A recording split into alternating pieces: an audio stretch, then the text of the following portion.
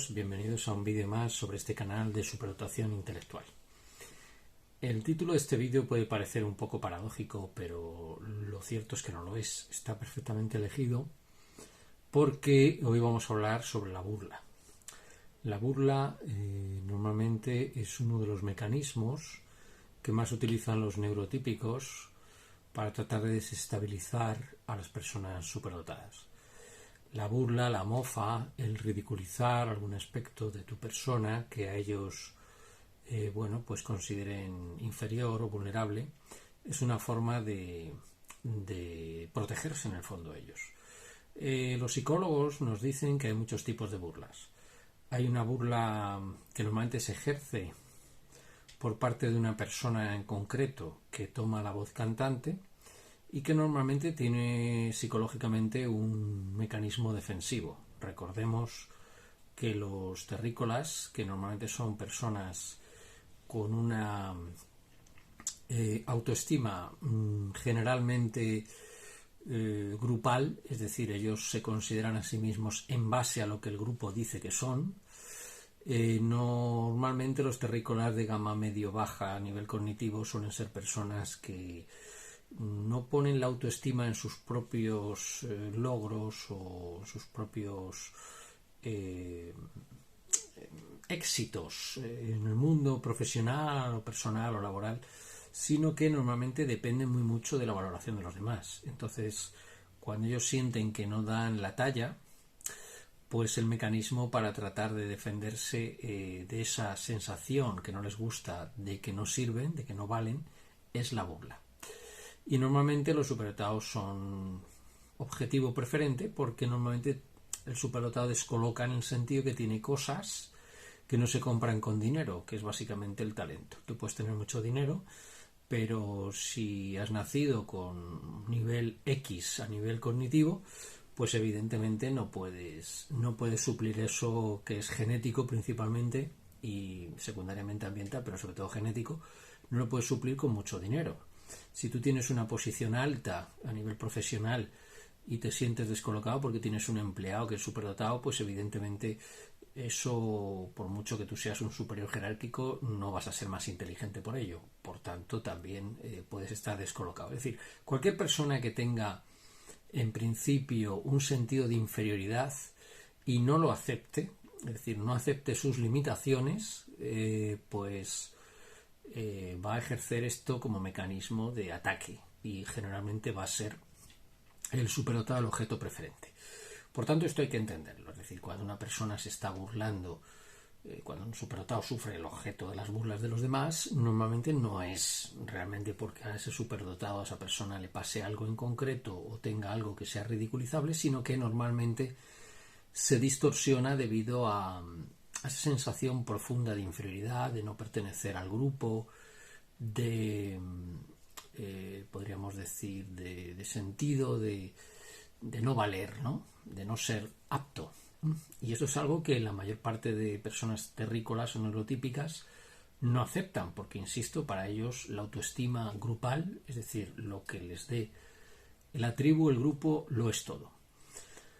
Por eso al superdotado le descolocan mucho estas cosas, porque normalmente las personas superdotadas son personas profundamente individualistas, entonces no ponen su autoestima en el grupo, ponen su autoestima en sí mismas, es decir, en lo que ellas consiguen, en lo que ellas obtienen, y en muchos casos el superdotado puede tener la autoestima dañada porque no ha entendido bien que los verdaderos logros, la verdadera satisfacción proviene del interior, proviene de la realización de uno mismo. Es decir, uno está satisfecho en la medida en que uno es la persona que realmente es, no la que le dicen los demás. Por eso la mayor parte de neurotípicos están sometidos a un tremendo estrés porque no saben quiénes son, es decir, no se miran a sí mismos, no hacen lo que ellos realmente quieren, sino lo que el grupo les pide. Y esto genera a lo largo de muchos años una profunda frustración. Por tanto, vete acostumbrando, si tienes el perfil de superdotación, que te vas a encontrar un montón de gente a lo largo de tu vida que se va a tratar de burlar de ti por el simple hecho de que en el fondo el problema lo tienen ellos. Es decir, ellos están profundamente insatisfechos con su vida. Por tanto, tienen que focalizar en alguien que es independiente, que va con otros criterios que ellos no entienden. Ellos no pueden entender que haya personas para los que la identidad de grupo no sea importante. Mi caso concreto, por ejemplificar un poco lo que estoy diciendo, yo no pongo mi autoestima en mi nivel profesional, no pongo mi autoestima en mi nivel de ingresos, no pongo mi autoestima en lo que los demás quieren de mí. Yo simplemente me limito, dentro de mis posibilidades, a hacer aquello que me satisface. A nivel profesional tengo la suerte de tener un trabajo que me permite cierto margen de maniobra. Es decir, no tengo un jefe directo, aunque tengo obviamente un escalafón directo, pero no tengo una persona encima que me esté diciendo todo el rato lo que yo tengo que hacer. Yo lo único que tengo que hacer es cumplir con mis obligaciones a nivel de dar clases y de investigación, y mientras esté cumpliendo con eso no tengo una persona que me diga investiga esto otro, o da clase de esto otro. Tengo que ajustarme, por supuesto, a un perfil de la clase, pero no tengo una presión tan directa como en otros trabajos.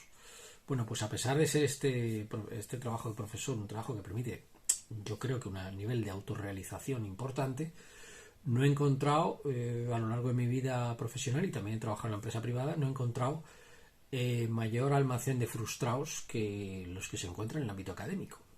Entonces es una cosa paradójica, es decir, un trabajo que permite pues orientarse profesionalmente en un perfil muy variado, es decir, si a ti te gusta la investigación te puedes orientar hacia la investigación, si te gusta más la docencia puedes dedicarle más tiempo a tus clases, si te gusta la extensión universitaria que se llama, es decir, dar cursos, conferencias en otros, pues lo puedes hacer, te puedes dedicar incluso a la actividad política, hay muchos profesores de universidad que les da por ahí, es decir, es un trabajo que permite una variación. Bueno, pues la cantidad de frustrados es tremenda.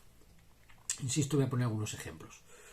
Pues periódicamente un compañero y yo vamos a tomar café a cierta hora y a veces nos cruzamos con un grupo de gente que tiene una actitud burlona hacia los dos. Este compañero también tiene altas capacidades y bueno, pues la actitud burlona. Pero lo gracioso es que el otro día, que me dio por pensar, porque uno de los que tiene esa actitud burlona le acaban de contratar hace un mes de profesor, es decir, hasta ahora no tenía plaza de profesor.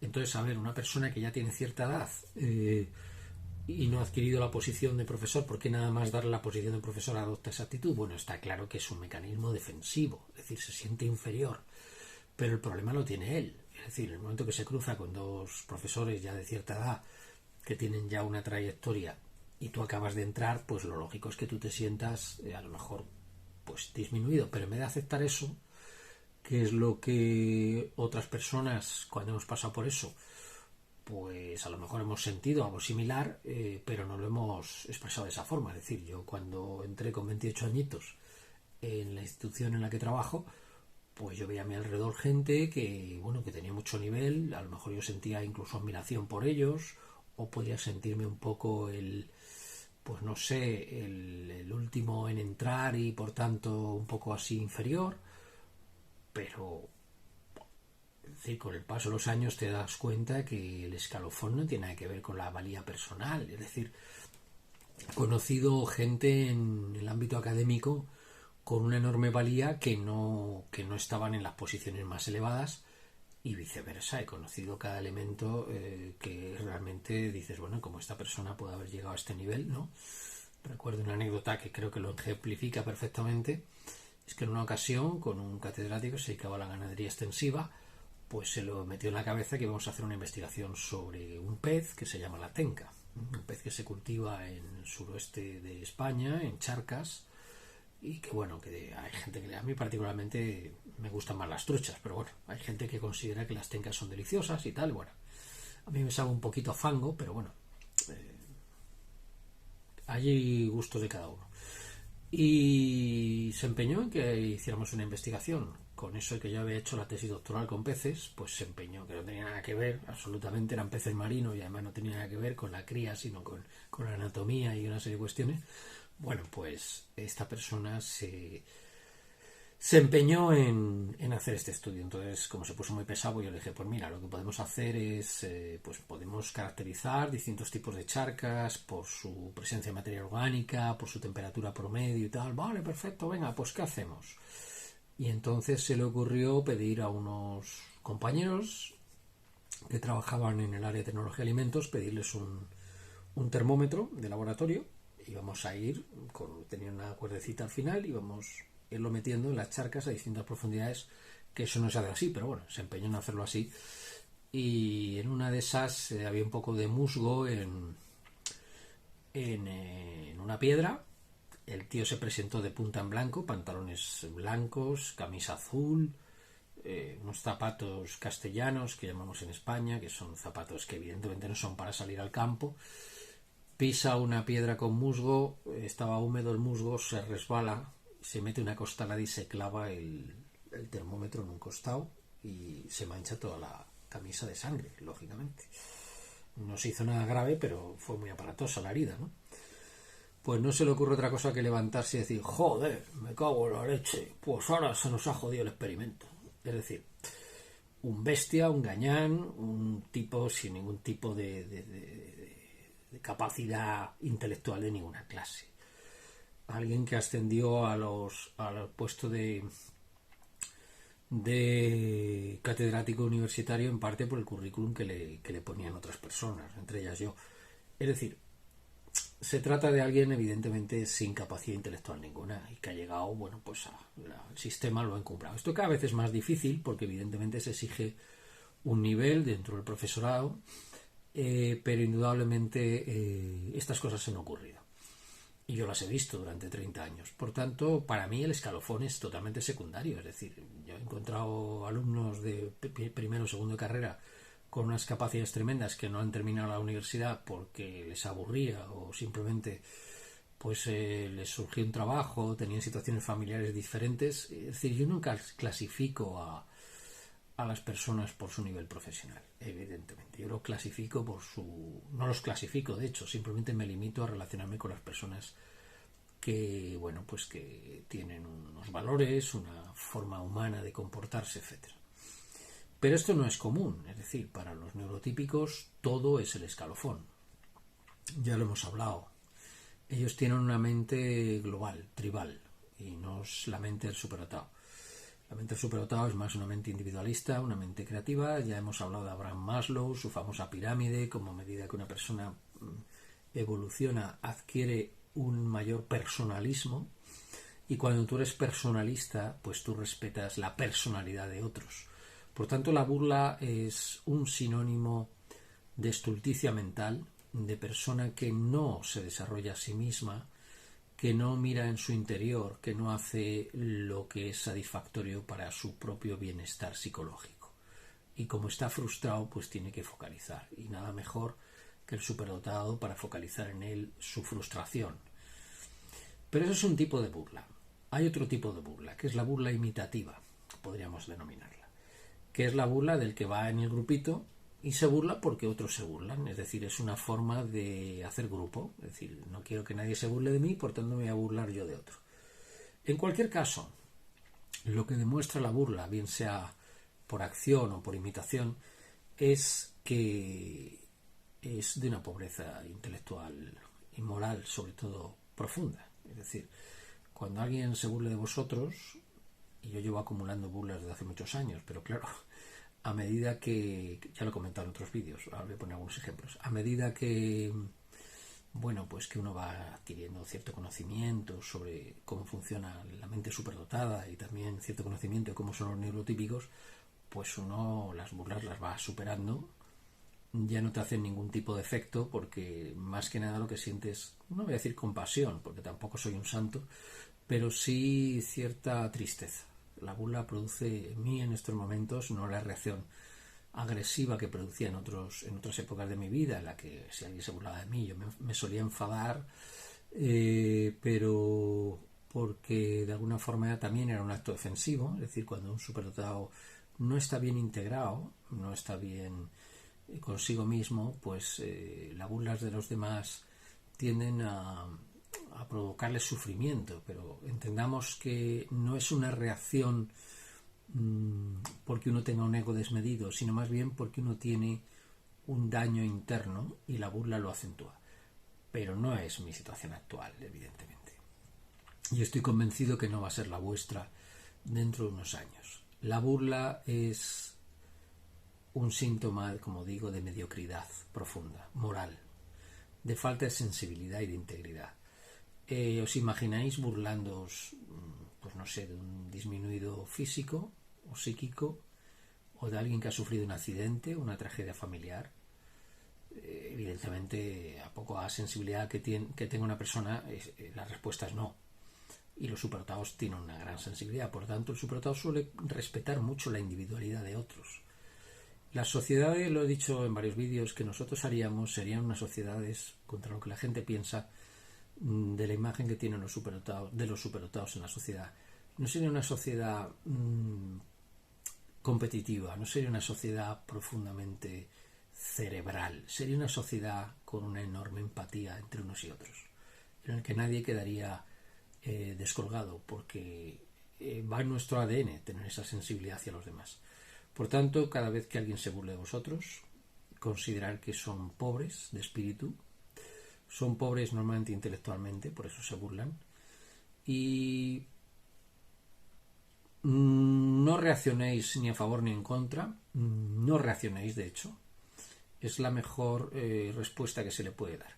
Voy a poneros algunos ejemplos. Yo periódicamente sufro las burlas de ciertas personas, es decir, es curioso porque parece como que se van rotando. Tenía un compañero de trabajo que parece que me ha dejado en paz durante una temporada que lleva casi por 2 años, que no hacía más que burlarse. Es decir, yo entiendo que una persona profundamente acomplejada y bueno, pues lo siento por esa persona, evidentemente. La burla por parte de esa persona es una burla que revela su profundo malestar. De hecho, cuando empecé a entender lo que le ocurría, me quedé un poco sorprendido, porque claro, yo puedo entender que a una persona a la que no le han tratado bien desde pequeño, que le han debido estar criticando, que le han dicho pues en el colegio, en el instituto, en su familia, que no sirve, que no vale, cuando llega adulto y ve que los demás hacen cosas que él no puede hacer, pues le entra no solo burla, le entra un odio visceral hacia los demás. Y esto hace sufrir enormemente. O sea, la persona que más sufre es el que se burla, no el que recibe la burla. Eso tenerlo también presente. Por eso no debes emitir respuesta, porque cualquier respuesta que emitas ante una persona que se trata de burlar de ti es una excusa para que lo siga haciendo. Y aunque resulte un poco extraño lo que voy a decir, así no le ayudas. Es decir, ni te ayudas a ti mismo, ni le ayudas a él a que supere esa frustración. Lo mejor que puedes hacer es no hacer nada. Y que de alguna forma ese boomerang que te lanza, él espera que haya una reacción, le vuelva sobre sí mismo y se dé cuenta que el problema lo tiene él. El problema siempre es del que se burla, no del que recibe la burla. Entonces esta persona, bueno, pues le dio por burlarse de las investigaciones que yo hacía. Empecé a trabajar en anillos de crecimiento de árboles y decía que yo iba a poner una carpintería y se reía. Después trabajé en el canto de ballenas, de cetáceos, y empezó a comentar que si se me había ido la cabeza. Pues ahora no se pone con las ballenas, pues ahora jija. Luego publiqué un trabajo sobre la diferencia de cantos entre ruiseñores urbanos y silvestres, con lo cual tenía que oír en mi despacho los cantos de los ruiseñores y seguía burlándose. Pues ahora se pone ahí pajarito, pues ahora no sé qué. Me acuerdo una anécdota en la que me entrevistaron en el periódico, salí en una noticia en el periódico regional sobre esto que habíamos hecho de las ballenas y estaba comiendo con un compañero de trabajo y se me puso detrás en el bar, pues acá este tío, pues acá no sé qué, pues acá no sé cuánto. Entonces yo cuando veo esas cosas realmente a mí me da, es decir, que me da profunda pena. Es decir, ¿quién hace eso? Pues alguien que está realmente mal por dentro, es decir, que está realmente sufriendo de una forma que no lo puede gestionar. Pero insisto, cuando una persona tenga esos problemas, lo mejor que puede hacer es ir a psicoterapia, porque claro, luego otra cosa paradójica es que nos acusan a nosotros de necesitar psicoterapeuta, no pasa nada por ir al psicoterapeuta. Yo he ido a un psicoterapeuta y me ha venido muy bien. Si no hubiera ido a un psicoterapeuta no me habrían detectado la superdotación. Así que en ese sentido fue una de las mejores cosas que hice en mi vida. Y os recomiendo, si tenéis ocasión de hacerlo, que lo hagáis. Es decir, yo diría que ir a un psicoterapeuta es un síntoma de salud mental. Es decir, si tú no te encuentras bien, vas a un psicoterapeuta y de repente sales con una detección de superdotación, pues te ha cambiado la vida. O sea, que has hecho algo positivo por ti, ¿no? Pero hay mucha gente que se niega a aceptar esto porque piensa que ir al psicoterapeuta es estar loco. No, mire usted. Usted va al psicoterapeuta cuando tiene un problema que no sabe gestionar. Y la mayor parte de personas terrícolas tienen enormes problemas psicológicos que no saben cómo gestionar y los lanzan contra los demás. Entonces, lo que tienen que hacer todas estas personas es entenderse a sí mismos y entender que aunque hay un superdotado al lado, no significa que ellos sean menos o más. Es decir, las personas superdotadas tenemos un perfil, pero hay muchas cosas que no sabemos hacer, ¿no? O que no somos tan buenos haciéndola. Y normalmente, por la teoría de las inteligencias múltiples, de la que hemos hablado en veces, cada persona tiene una mente individual. Estoy leyendo ahora mismo, además es que creo que lo tengo aquí. Sí, lo tengo aquí exactamente. Es que estoy leyendo varios libros a la vez y por eso no lo acabo de terminar, que es este libro de Howard Gardner, que es Una mente sintética. Bueno, pues en Una mente sintética, Howard Gardner nos dice que cada persona tiene un perfil personal propio. Él se pone de ejemplo a sí mismo y nos dice que él, por ejemplo, inteligencia propioceptiva no tiene. Él no tiene inteligencia corporal finestésica, perdón. Entonces, no era bueno haciendo deportes. Bueno, según la teoría de las inteligencias múltiples de Howard Gardner, un superdotado realmente no es una persona que tenga el mayor nivel en una o dos categorías, sino que tiene una inteligencia distribuida. Es posible que Howard Gardner, no lo sé porque todavía no termino el libro, se defina a sí mismo como un talento académico. A lo mejor no es un superdotado propiamente dicho. Pero, por ejemplo, un superdotado va a tener percentil alto en inteligencia lógico-matemática, un percentil alto en inteligencia verbal lingüística, un percentil alto en inteligencia corporal cinestésica, incluso. Yo el otro día, aunque iba a dedicar un vídeo específicamente a esto, pero creo que es momento de comentarlo, el otro día me sorprendí a mí mismo porque yo realmente, yo pensaba que estas cosas de la superdotación las tenía más o menos sabidas, pero nunca deja de sorprenderme los descubrimientos que uno va haciendo, a medida que uno va entendiendo con mayor profundidad este perfil. Yo recientemente, hará cosa de 6 meses, me he apuntado a un gimnasio de un arte marcial que se llama Wing Chun. Es el arte que popularizó Bruce Lee y su maestro Ip Man. Se trata de un estilo del sur de China en el que la pelea el combate se hace a distancia muy corta. Resulta que con mi maestro, me voy a poner un poco atrás para explicarlo, con mi maestro estaba practicando un golpe que es en esta posición. Entonces se bloquea un ataque y inmediatamente giras y golpeas. Bueno, es decir, movimientos así. Entonces estábamos practicando varios compañeros y estábamos de alguna forma interiorizando el mecanismo del golpe. En ese momento el compañero que tenía estaba intentando sorprenderme y a mí todo el rato me salía lo mismo. Me salía zas, zas, zas, zas, zas, zas. Entonces, pero a toda velocidad, ¿no? Entonces, en un momento estaba hablando con el maestro, había apartado la vista de mi compañero intentó sorprenderme en ese momento y automáticamente se produjo la reacción. Zas, zas, zas, a toda velocidad. Es decir, mientras mi mente consciente estaba atendiendo la conversación, que me estaba diciendo el maestro, que lo estaba haciendo aposta seguramente, una parte de mi mente reaccionó de forma totalmente automática, pero lo curioso de esto es que yo observé a esa parte de mi mente como observaría algo extraño, es decir, o algo que no soy yo, y sin embargo soy yo. Es decir, nuestra mente consciente, lo que nosotros identificamos como ego, como el observador, no es el cuerpo. El que observa el cuerpo no es el cuerpo. El cuerpo reacciona de una forma automática. Es precisamente eso lo que se trata de hacer en Wing Chun con las técnicas de combate a muy corta distancia. Que el tacto, la propiocepción, el sentido del ritmo adquieran dominancia y las reacciones sean totalmente automáticas. Bueno, ahí aprendí algo. Aprendí que tenemos, además de esa inteligencia lógico-matemática, verbal-lingüística, etcétera, que a lo mejor no es la más alta comparado con los talentos, tenemos también algo que normalmente un talento no tiene, que es esa inteligencia corporal cinestésica. Todo ese conjunto de inteligencias, cuando están en un percentil de 75 para arriba, definen a un superdotado.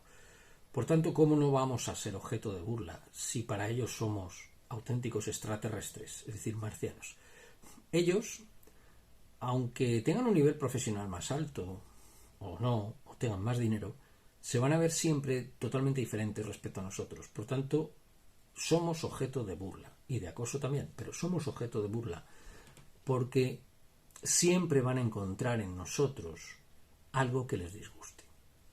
Si hacemos deporte, se nos dará mejor, pero al que se le dé mejor el deporte que a nosotros, nos detestará porque se nos da mejor las matemáticas. Al que se le dé mejor las matemáticas que a nosotros, nos detectará porque a nosotros se nos da mejor la inteligencia verbal lingüística. Es decir, la sensación que ellos tienen con nosotros es que lo hacemos todo bien, aunque no seamos los mejores en todo. Esto es algo que conviene marcar claramente. Nosotros no somos los mejores. Nosotros no somos los que mejor se nos da las matemáticas, o los que mejor se nos da la lengua, o los que hacemos mejor deporte, pero sí somos ese 75% de percentil, si lo queréis, ese 7,5 de nota media, siguiendo la clasificación que se hace en España o en otros países latinoamericanos, el máximo es un 7, pero bueno, de 0 a 10 seríamos ese 7,5, 8 en todo. Y eso es algo que descoloca muchísimo. Por tanto, para terminar, identifica que el que normalmente se está burlando de ti es una persona que tiene un profundo daño psicológico, tiene un profundo desencuentro consigo mismo, sigue el camino. Primero, para solucionar el problema de la burla, identifica eso. Segundo, sigue el camino de hacer justo lo contrario que hace que esos se burlen de ti, que es el hacer lo que a ti realmente te satisface, el encontrar en ti mismo la guía de tu propia vida. No te bases en lo que digan los demás. Básate en lo que tú descubras de ti mismo a medida que vas viviendo, en tus propias decisiones. Aunque te equivocas tú. Y eso genera al final aprendizaje vital importante para sentirse realizado con uno mismo. Cuando te sientas bien realizado contigo mismo, serás inmune a las frustraciones y serás inmune a las burlas.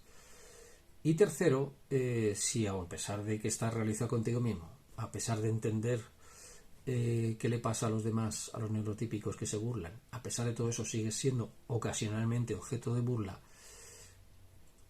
pues nada, paciencia y a esperar que a esos neurotípicos alguna vez se les cruce un rayo luz en su mente y les haga ir a un psicoterapeuta o cuestionar qué es lo que les está ocurriendo. Pero ellos no, es siempre más cómodo y propio de cobardes el proyectar las propias frustraciones en los demás. Así que lo mejor que puedes hacer es no hacer nada. El no hacer nada, paradójicamente, como decían los chinos de la antigüedad, el Bei Bu Wei, es decir, practicar el no hacer, es paradójicamente a veces lo mejor que se puede hacer en una sociedad, sobre todo a medida que cumples años, como en mi caso, y empiezas a entender que no hay solución para muchas de las cosas que ocurren. Porque hasta que los neurotípicos no entiendan quiénes son ellos y dejen de hostigar a los que somos como nosotros, pues la sociedad no va a cambiar. Así que nada, un saludo, mucha paciencia y, como dicen en Costa Rica, mucha vida.